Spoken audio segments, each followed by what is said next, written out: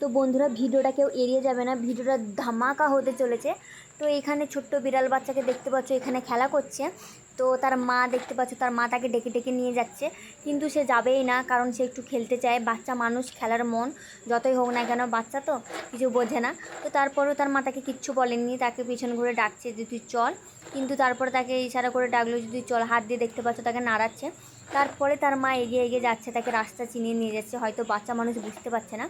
তারপরে ছোট্ট বিড়াল বাচ্চাটা কত সুন্দর তার মার পিছনে চলে যাচ্ছে দেখতে পাচ্ছ, কিন্তু সামনে অন্ধকার আছে।